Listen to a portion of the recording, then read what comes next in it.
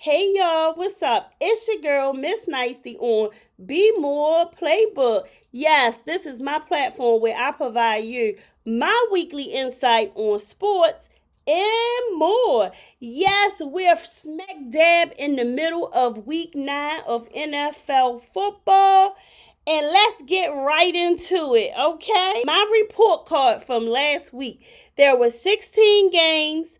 I got 5 wrong and 11 right. So that must be my lucky number, 11, right? So let's see. These are the 5 that I got wrong. Thursday night football, I picked Minnesota to beat the Rams. However, the Rams beat 30-20. I picked Baltimore to beat Cleveland. However, Jameson Winston beat Baltimore 29-24. The next game that I got wrong was between the Jets and New England. I picked the Jets to win. However, New England, the team that only won one game, was able to pull a win out from the Jets, beating them 25-22, which was very exciting to watch. The very next one is Atlanta and Tampa.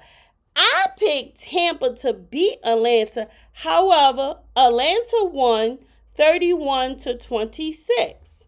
So the very next game was the Bears. I picked the Bears to beat Washington, but Washington was able to pull out that win 18-15 with that Hail Mary thrown at the last seconds of the game, winning over Caleb Williams and team.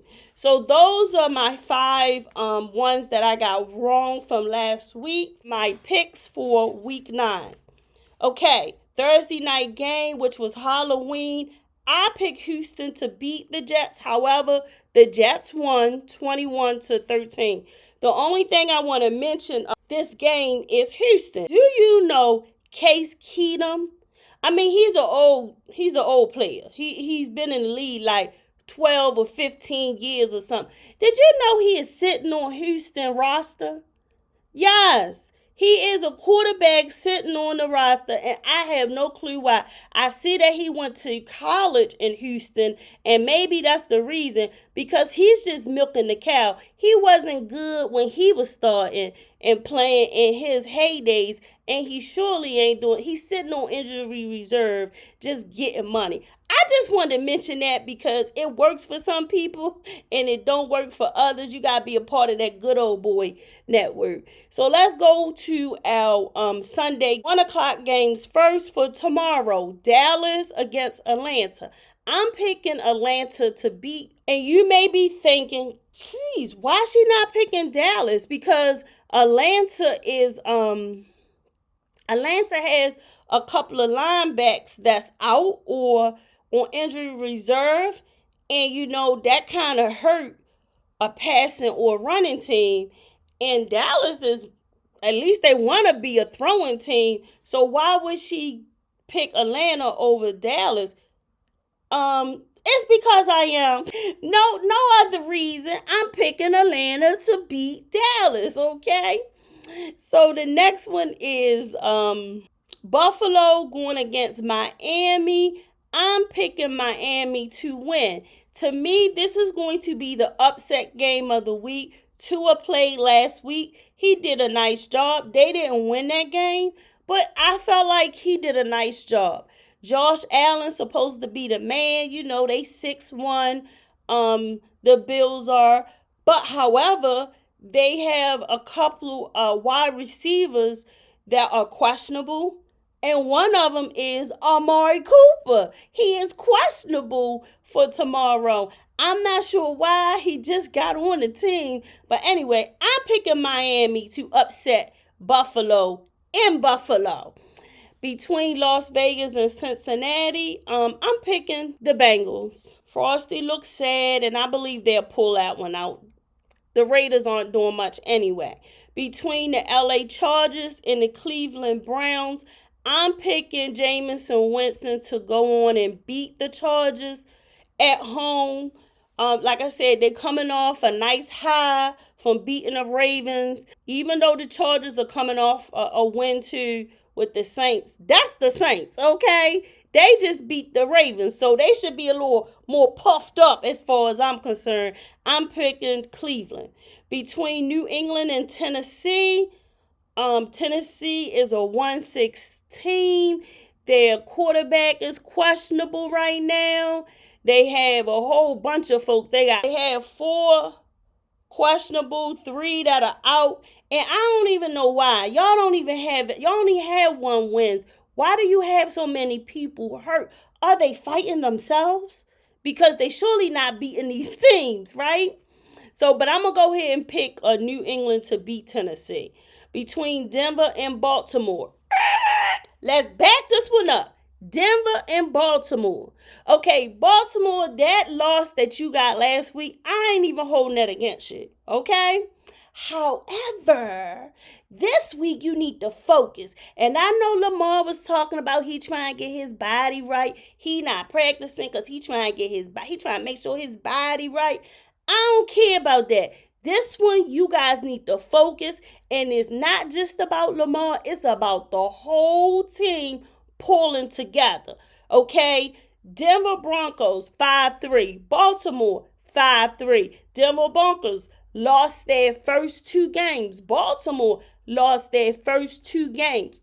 Not only that, let me show you some other stats about their quarterbacks. Bo Nix, he has a 63% completion rate. Lamar, a 66 completion rate. I said 63, I said 66. That's close, y'all.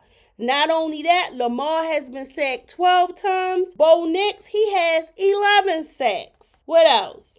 Lamar has 2 interceptions. Bo Nix has a little more, 5 interceptions. Bo Nix' longest pass is 49 yards, and Lamar Jackson's longest pass is 59 yards. No way are they the same quarterback, okay?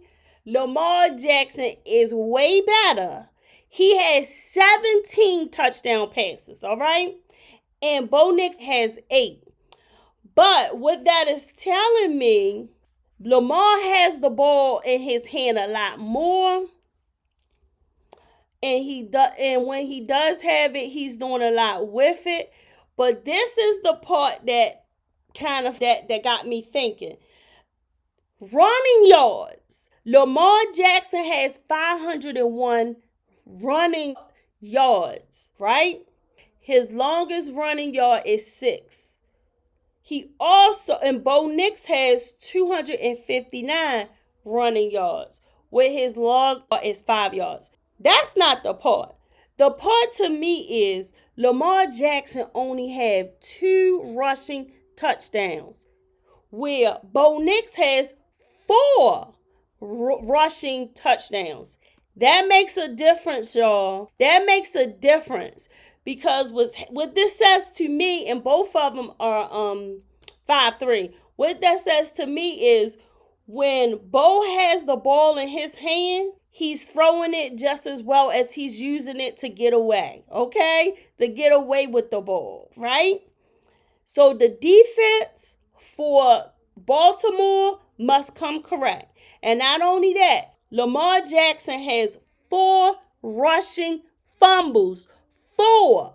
Where Bo Nix, even though he had 4 rushing touchdowns, he has 0 rushing fumbles. Okay? So when he has the ball in his hand, he makes those decisions.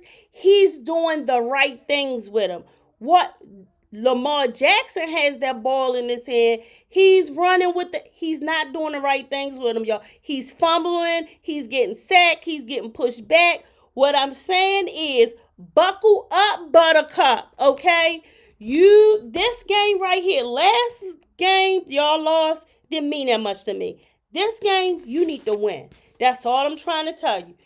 Don't sit back and think that Denver Bo Nix is not coming, because they coming, okay? They coming for you. You're going to be in Baltimore, so that's kind of, kind of good for you. Going to be in familiar territory. Lamar, when you have the ball, I need you to use your running backs. I need you to use your wide receivers. And they acquired a new wide receiver. What was that? Deontay Johnson. They required him. That's your new wide receiver. And I need you to use these. So not coming to practice is not something that's going to benefit you, because you need to play with these brothers. Because you holding on to the ball trying to do your own thing ain't doing good for Baltimore. I just had to mention that, even though I'm picking Baltimore to win for next game, Washington and the Giants. Here you go. We in the same division. We got the division lead, Washington, 6-2. And then we have the division bottom feeders, okay? The Giants, 2-6. So, but look at this. Daniel Jones, the quarterback for the Giants.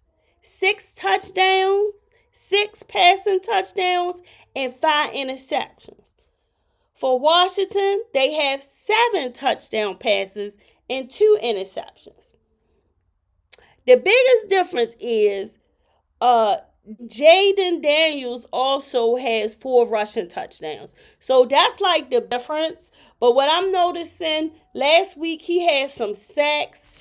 And I want to say he also had some interceptions. Like I said, they won that game. They wound up winning that game. However, it was because of that last minute Hail Mary why they won that game. It wasn't because that Jaden Daniels. Yeah, I'm looking at it. It wasn't like they was doing all that great. Their first 4 scores were field goals. And I did notice that about this Washington team. This Washington team wins on a lot of field goals. What happens is Jaden Daniels get the ball down to the red zone, but a lot of times they don't make it in the end zone, and then they wind up doing the field goal. And if you look at all that games, the last game from last week, they had like 4 field goals. Their first game, I think they had 4 field goals. So he's moving the ball, but he need to get it in the end zone, and not by no Hail Mary wishing prayers, okay? So I'm not picking Washington to win. I'm picking New York Giants to upset Washington. And like I said, these are division teams. They know each other. I don't think they're going to have much problems with winning. Now, moving right along, New Orleans against Carolina. I'm picking Carolina to upset. Well, it's not really an upset, but Derek Carr, he should be back. And they've lost the last 6 games. I got them losing this. And the reason why I'm saying I'm picking them is because they had benched Bryce Young like after the first 2 games, and they had put Andy Dalton in. And now they're realizing that wasn't the right move. They should have kept Bryce Young in and kept, like coaching him. And he did pretty good last week, even though I believe they lost. They did lose. Even though they lost against Denver, he made 2 touchdowns. He also got 2 interceptions, but he made his 2 touchdowns last week for the first time. His touchdown passes. So I'm picking Carolina to beat New Orleans. Between Jacksonville and Philly, it's really not a question who should beat this game. Trevor Trash, he has 11 touchdown passes. Woohoo. Hurts only have 8 touchdown passes, 4 interceptions, which is the same for Trevor. He has 11 touchdown passes and 4 interceptions. The big difference, Hurts also has 7 rushing touchdowns. So that's the big difference. I'm picking Philly to win. Between Chicago and Arizona, Kyler Murray is 4-4. He is a threat. They are leading their division, but I'm still going to pick DC native Caleb Williams to beat Arizona. The next game, Detroit Lions against Green Bay. Whew. Now, if Jordan Love was playing, this would be a nice one. But Jordan Love, I think he's going to be out. He's still questionable. I'm picking the Lions. Between Rams and Seattle, these two teams, I have no idea who these two teams are. Like, I know who they are. I even know who play on the teams. I just don't know who they are. LA Rams is 3-4. Seattle is 4-4. I'm gonna pick Seattle to win because Geno is fun to watch. You know, he gets that ball and he's gonna do something with it. I mean, he gonna do, even if he gets sacked with it, he gonna do something with that ball. He is fun to watch. He has the most passing yards out of all the players this season so far. And I picked them to beat Rams in Seattle. So between Indianapolis Colts and Minnesota, I'm picking Minnesota. And I just wanted to mention that Anthony Richardson has been benched. And I'm not sure how long they're going to bench him. But they really shouldn't bench him too long. But no, you can't tap yourself out. Come get me. I'm tired.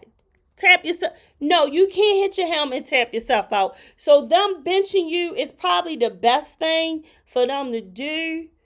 And I'm hoping it's a wake-up call to you or what your job should be as an NFL quarterback, because right now you don't understand it. And I understand why you don't understand, because you're young. They took you out of college. You probably should have had a little bit more years of playing. But hey, they got what's his name, Joe Wacko off of the couch. If they don't coach A. Richardson up to handle that position, they're gonna find out why Wacko was on the couch. They're gonna find out why. So I'm picking Minnesota Vikings to win that game. Should easily win it. I shouldn't say easy because Wacko been sitting. If you watched it last week, he looked real crazy sitting on the bench, kept looking over, looking. So he's excited to get out there, and he's gonna try his damnness to be effective. But knowing who Wacko is, it's not gonna last that long. So if you win, you win, but I don't see it going too far. Now, Monday Night Football between Tampa Bay and Kansas City. Y'all already know how I feel. I like Mahomes, okay? Mayfield, he a little growing on me, but I'm not a big Mayfield fan, right? However, I do not think Kansas City is going to the Super Bowl. They are winning pretty right now. You know, they have no losses. So I'm picking Tampa Bay to beat Kansas City in Kansas City, okay? I don't know. But all I want to say is, hope you enjoyed week 9. And are you ready for some football?